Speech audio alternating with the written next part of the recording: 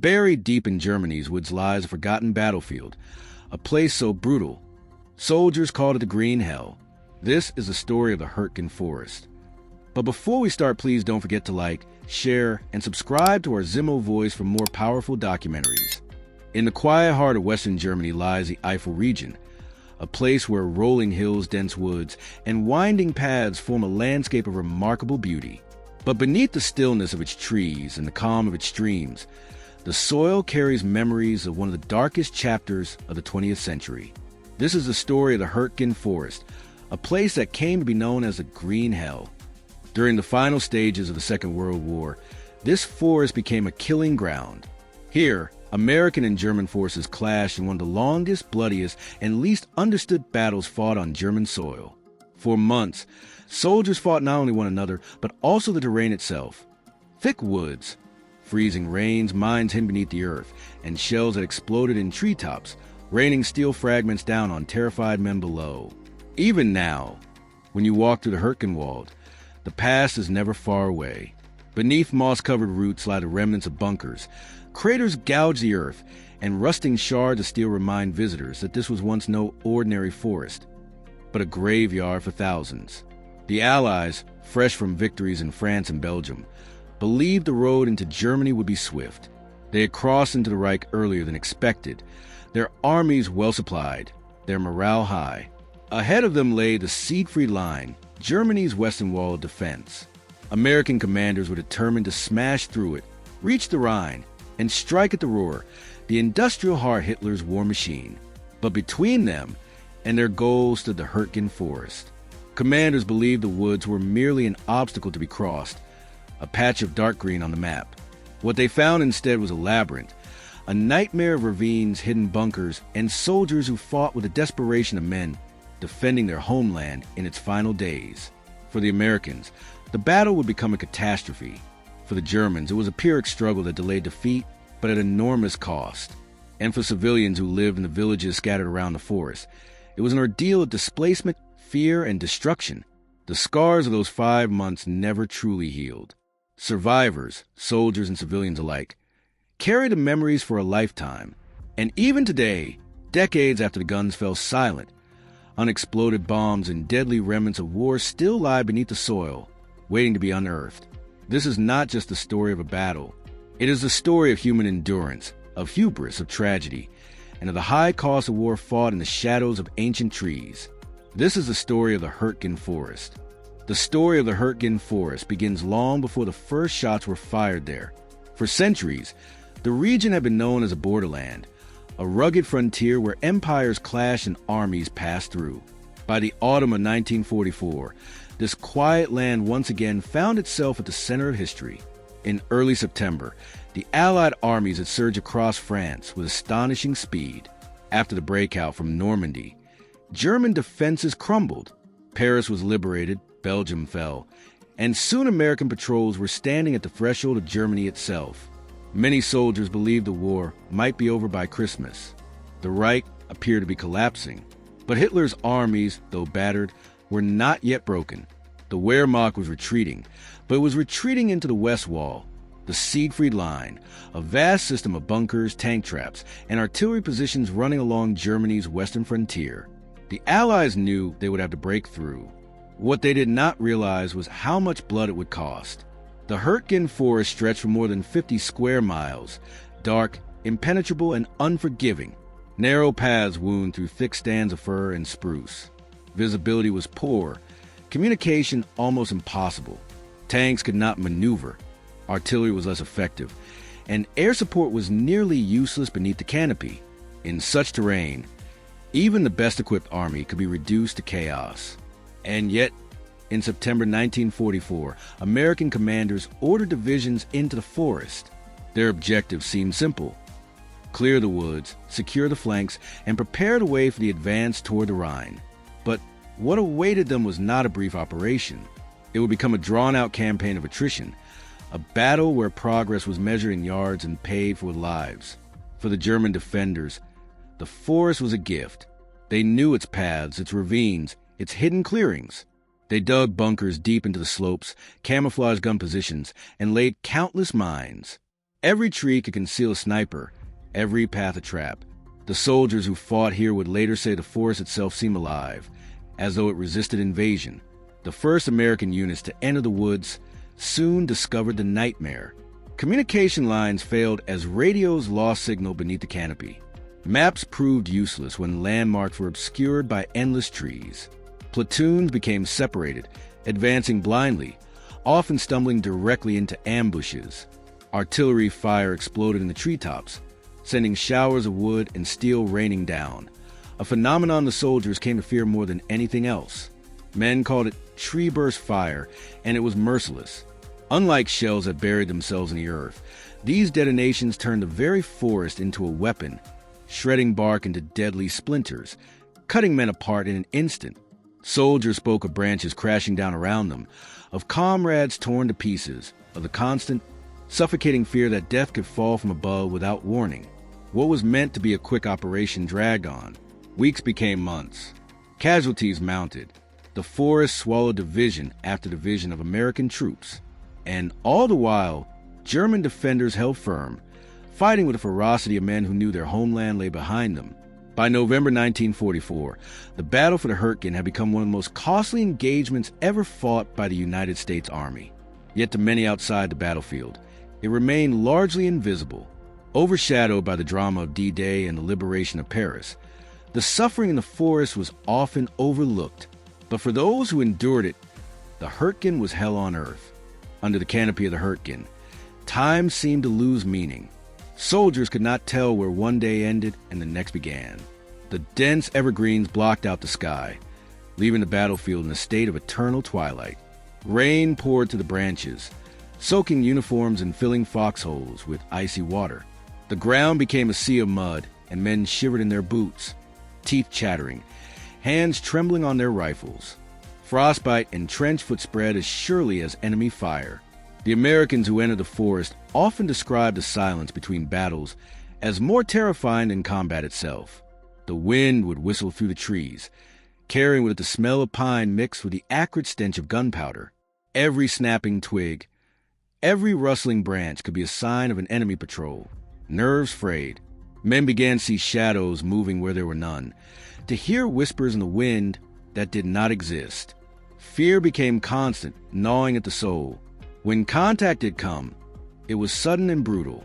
A patrol might round a bend and be met with a storm of machine gun fire. Mines hidden beneath the mud claimed lives with no warning. Snipers, concealed high in the branches, struck with deadly precision. The enemy seemed everywhere and nowhere at once, and the forest magnified the sense of helplessness. American commanders rotated divisions into the Hürtgen with the hope of breaking through. Instead, each fresh unit was ground down. Veterans who survived spoke of companies that entered the forest with hundreds of men and emerged with only a handful. The scale of casualties was staggering. Wounded men lay for hours, sometimes days, waiting for stretcher bearers to find them in the undergrowth. Some froze before help arrived. For the Germans, conditions were scarcely better. Supplies were short and rations meager. They fought from bunkers dug deep into the hillsides, damp and freezing, often going without sleep for days at a time. Yet they held their ground with grim determination. Many were young conscripts, barely more than boys, who knew they were fighting a delaying action. They could not hope to win the war, but they could slow the Allies, bleed them, and buy time for the defense of the Reich. In the villages surrounding the forest, civilians were trapped between the two armies. Families huddled in cellars as artillery thundered above. Fields were churned into wastelands, homes reduced to rubble. Those who fled often did so with little more than the clothes on their backs, trudging through mud and rain while shells exploded in the distance. Their world, farms, schools, churches, was consumed by the firestorm of total war. One American soldier later wrote in his diary, "The Hürtgen isn't a battlefield. It's a corpse factory. Men go in and they don't come out." His words captured the despair felt by thousands who were sent into the woods again and again. By mid-November, entire divisions had been shattered. Yet the orders remained the same. Advance! Take the next ridge, seize the next clearing. Progress was measured not in miles, but in yards. Each small rise of ground became a fortress, each crossroads a blood-soaked prize. Still, the larger war outside the forest pressed on. While the Allies battered themselves in the Hurtgen, Hitler prepared a counterstroke of his own, a desperate gamble that would soon explode into the Ardennes just miles away. But before that storm erupted, the slaughter in the forest had already etched itself into history as one of the most harrowing ordeals of the Second World War. The deeper the Americans pushed, the more the forest seemed to resist. It was not just an enemy battlefield. It was a living trap. Thick walls of trees muffled sound, so that artillery fire seemed to come from everywhere at once. Smoke from shell bursts clung to the branches, turning the woods into a haze where shapes dissolved and direction was lost. Men often stumbled in circles, disoriented, unsure whether they were advancing or retreating. Company after company was sent forward into this gloom. Young soldiers, many of them replacements barely trained for combat, were ordered to storm ridgelines fortified with bunkers hidden in the undergrowth. They moved cautiously, rifles at the ready, stepping around roots and fallen logs, and then the forest would erupt. Machine gun fire tore through the branches, mortars whistled overhead, and mines buried in the mud exploded beneath their boots. One veteran later recalled, "The trees themselves were our enemy.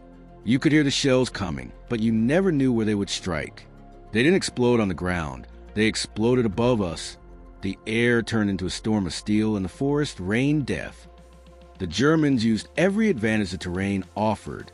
Their bunkers, part of the Siegfried Line, were small but deadly, reinforced with concrete and camouflage so completely that soldiers sometimes walked past them without realizing. From these positions, machine gunners could sweep entire clearings. Anti-tank weapons were concealed along trails, waiting for Shermans to emerge from the trees. Even when one bunker was destroyed, another waited just beyond the next ridge. For the Americans, air power, their greatest weapon throughout the war, was useless here. The canopy hid targets from bombers, and poor weather grounded aircraft for days at a time. Artillery, normally the hammer of the U.S. Army, was blunted by the forest. Shells that might have smashed bunkers in open terrain instead exploded harmlessly against trees. Infantrymen were left to fight the battle almost alone, slogging forward foot by foot, often without armor or heavy support. Morale plummeted. Letters home, when they could be written, spoke of despair, exhaustion, and a gnawing sense of futility. Soldiers joked bitterly that they were not fighting Germans at all. They were fighting the forest itself. Some began to suffer what was then called battle fatigue, trembling uncontrollably, unable to continue. Others grew numb. Their emotions burned out by the constant shell fire and the sight of too many comrades falling beside them.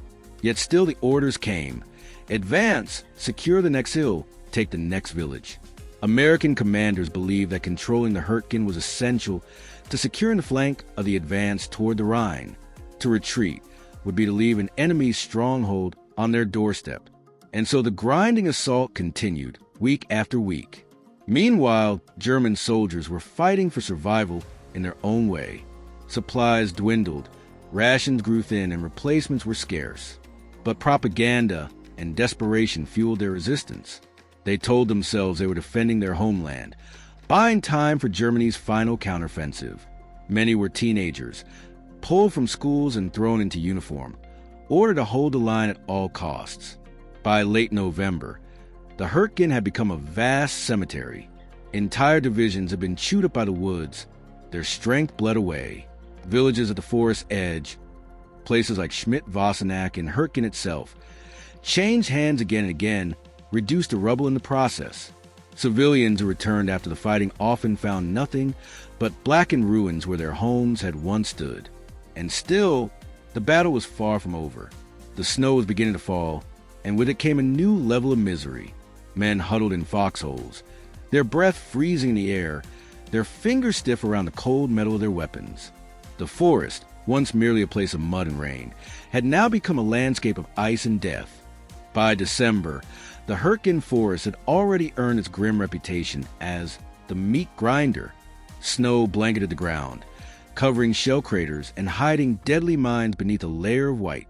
What might have looked peaceful to an outsider was, to the men within, a frozen wasteland where death lurked under every step.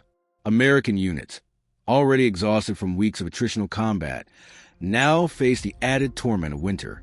Boots rotted from constant dampness, uniforms stiffened with frost, and hands cracked open from the cold.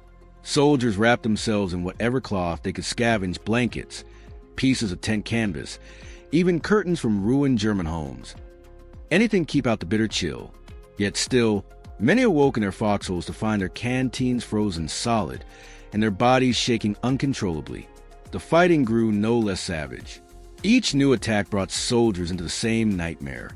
Thick trees, limited visibility, and an enemy waiting in ambush. Bunkers were blasted apart by artillery, only to reveal another line of fortifications beyond. The Americans often found themselves advancing over ground that had already been taken multiple times, as control of key ridges and crossroads seesawed back and forth. Villages became death traps. In Schmidt, house-to-house fighting reduced the town to rubble. In Wassenack, church towers and farmhouses were turned into sniper nests, and every street became a gauntlet. Civilians who had not fled earlier were caught in the middle, huddling in cellars, praying for survival as shells screamed overhead. Entire families were displaced, carrying what little they could on carts or their own backs, stumbling through snow as armies clashed around them. The psychological toll deepened with each passing week. Men spoke of wandering through the woods and stumbling upon bodies, some frozen in grotesque positions, others half buried beneath snow, their helmets still on their heads. The dead were everywhere, and often there was no time to bury them. Soldiers grew used to fighting alongside corpses, stepping past fallen comrades, as though they were just another obstacle in the forest. And yet, even as the Americans bled in the Hurtgen, their generals clung to belief that the forest had to be taken. It was seen as a shield for the massive dams on the Rohr River, structures whose destruction could flood the valleys and halt the Allied advance. To leave the forest in German hands was to risk disaster later. And so the fighting dragged on, feeding men into the grinder for objectives that often seemed impossibly far away. For the Germans, the forest was both ally and curse. It allowed small units to hold back larger American forces, inflicting heavy losses. But it also became a tomb for their own soldiers. Young recruits, some barely 16 years old, were thrust into the line with little training. They shivered in the same snow, starved on the same meager rations, and feared the same artillery that rained down from above. Both sides suffered, and both sides wondered when, or if, the killing would end. But December 1944 was not the end. In fact, it was only the beginning of a far greater storm. As the Americans fought bitterly in the Hurtgen, Hitler was preparing his last great gamble. Just a few miles south, deep in the Ardennes, German divisions were massing for a surprise offensive that would come to be known as the Battle of the Bulge. When that offensive erupted, the Hurtgen Forest became both a prelude and a sideshow to the wider catastrophe. While American commanders reeled from the German assault in the Ardennes, men still struggled and died in the frozen woods of the Eifel. The two battles merged into one great ordeal, stretching the U.S. Army to its breaking point in the final winter of the war. The eruption of the Ardennes offensive in mid-December 1944 shook the Allied high command to its core. As Hitler threw his armored divisions westward in a last desperate gamble, the slaughter in the Hurtgen seemed, to many, to fade into the background. Yet for the men still locked in combat beneath those dark trees, the force was every bit as real, every bit as deadly, as the broader battle raging just a few miles away. The Hurtgen had already consumed entire divisions. Soldiers who entered the woods spoke of feeling swallowed by them, as though they had crossed into another world where time and reason no longer applied. The roar of artillery, the crack of snipers' rifles, the shouts of comrades lost in the underbrush, these became the constant soundtrack of existence. By January 1945, with the Battle of the Bulge faltering and German forces in retreat, the Hurtgen finally loosened its grip.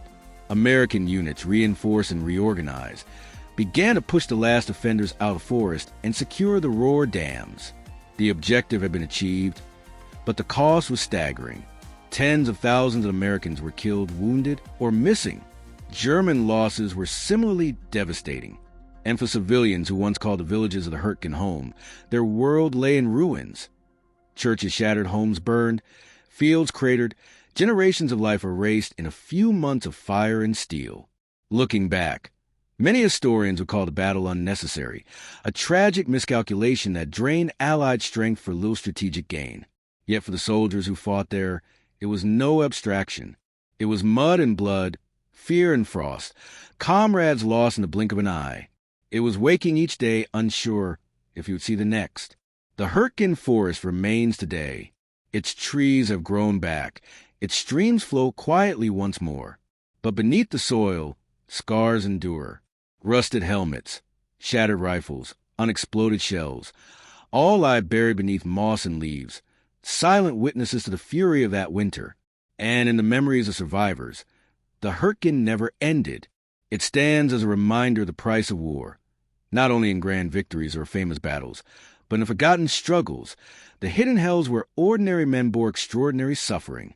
The Hurtgen was one such place, a place of sacrifice, of sorrow, and of lessons that should never be forgotten. This was the story of the Hurtgen Forest, the green hell of the Western Front.